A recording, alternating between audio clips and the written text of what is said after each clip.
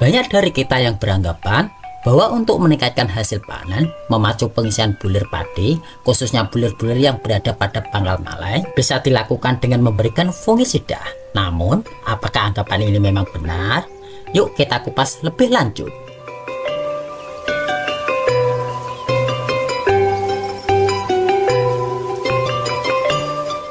Ada pengumuman penting nih untuk rekan-rekan tani semua. Dalam rangka kami menuju 100.000 subscriber, kami akan bagi-bagi rezeki ke rekan-rekan tani, yaitu logam mulia seberat 0,25 gram untuk satu orang pemenang, dan uang tunai masing-masing Rp100.000 untuk 2 orang pemenang. Nah, pengumuman pemenang akan saya umumkan setelah channel Giarta Production mencapai 100.000 subscriber ya. Jadi tunggu apa lagi? Langsung saja subscribe channel Giarta Production dan like video ini, serta bagikan juga video ini ke rekan-rekan tani yang lain agar mereka juga tahu pengumuman penting ini. Oke, mari kita lanjut ke pembahasannya. Assalamualaikum warahmatullahi wabarakatuh. Terima kasih telah bergabung dengan kami lagi di channel Giarta Production, tempat kumpulnya petani masa kini. Saya Eko akan menjadi host kita dalam perjalanan informasi kali ini ya. Jika rekan-rekan baru pertama kali mampir di channel ini, jangan lupa untuk subscribe agar tidak ketinggalan informasi terbaru seputar pertanian padi dari kami. Tanpa basa-basi lagi, mari kita mulai pembahasannya. Nah, ketika tanaman padi mulai memasuki fase pengisian bulir, ada beberapa permasalahan yang sering kita hadapi ya, seperti banyaknya bulir hampa pada pangkal malai. Nah, fenomena ini sering mengakibatkan penurunan hasil panen karena bulir yang tidak terisi penuh pada pangkal malai ya. Masalah kedua, kondisi daun bendera yang tidak normal. Daun yang tidak sehat bisa menjadi indikasi adanya gangguan pada tanaman, baik itu karena serangan penyakit ataupun hama, maupun karena faktor lingkungan dan nutrisi ya. Dan banyak dari kita yang beranggapan bahwa penggunaan fungisida dapat meningkatkan pengisian bulir padi. Namun, apakah ini benar adanya?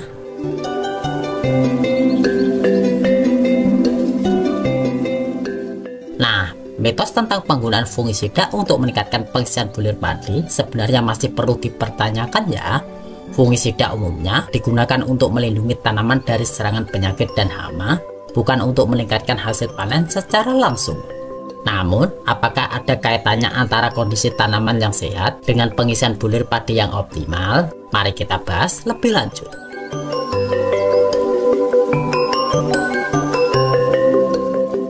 Pada dasarnya, kesehatan tanaman memiliki keterkaitan yang erat dengan pengisian bulir padi yang optimal ya. Berikut ini beberapa poin yang perlu dipertimbangkan.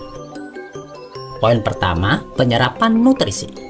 Tanaman yang sehat cenderung memiliki sistem penyerapan nutrisi yang baik ya. Nutrisi yang diserap oleh tanaman akan membantu dalam pembentukan bulir padi yang sehat dan penuh.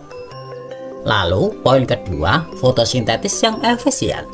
Tanaman yang sehat mampu melakukan fotosintesis dengan baik. Proses fotosintesis ini menghasilkan energi yang dibutuhkan untuk pertumbuhan dan perkembangan bulir padi. Selanjutnya poin ketiga, kualitas tanah. Nah, kondisi tanah yang sehat juga berperan penting dalam pengisian bulir padi ya. Tanah yang subur dan kaya akan nutrisi akan mendukung pertumbuhan tanaman secara optimal. Lalu poin selanjutnya, resistensi terhadap penyakit dan hama. Tanaman yang sehat cenderung lebih tahan terhadap serangan penyakit dan hama ya.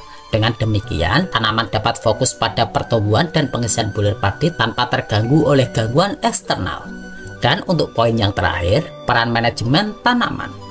Nah, praktek manajemen tanaman yang baik seperti pemupukan yang tepat, pengairan yang cukup, dan pengendalian gulma juga berkontribusi pada kesehatan tanaman dan akhirnya pengisian bulir padi yang optimal ya. Dengan menjaga kesehatan tanaman secara keseluruhan, kita dapat secara efektif meningkatkan peluang untuk mencapai hasil panen yang maksimal. Oleh karena itu, penting untuk memberikan perhatian yang cukup pada aspek-aspek kesehatan tanaman dalam upaya mencapai pengisian bulir padi yang optimal. Nah, dalam penyemprotan kali ini, kita akan menggunakan beberapa amunisi yang direkomendasikan untuk memperbaiki kondisi tanaman dan meningkatkan pengisian bulir padi ya. Amunisi tersebut antara lain pupuk semprot KNO3 Super Java Bloom, Nah, pupuk ini mengandung kalium nitrat yang dapat membantu dalam pembentukan bulir padi yang sehat dan penuh ya. Kita gunakan dengan dosis 3 sendok makan per tangkinya. Dan amunisi kedua, pupuk kalsium Java Higros. Nah, kalsium memiliki peran penting dalam menjaga kekuatan dan kesehatan struktur tanaman, termasuk daun dan batangnya, yang pada gilirannya dapat mempengaruhi pengisian bulir padi. Kita gunakan dengan dosis 4 sendok makan per tangkinya. Amunisi selanjutnya, CPT Gipgru Panen. Nah, Gipgru merupakan zat pengatur tumbuh yang dapat merangsang pertumbuhan dan perkembangan tanaman, termasuk pembentukan bulir padi ya. Kita gunakan 1 saset per tangkinya.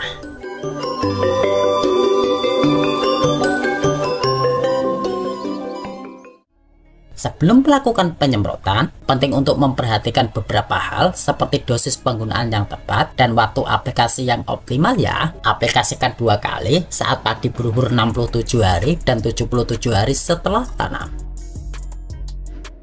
Nah, dengan memahami faktor-faktor ini, kita dapat lebih efektif dalam memperbaiki kondisi tanaman dan meningkatkan hasil panen secara keseluruhan ya.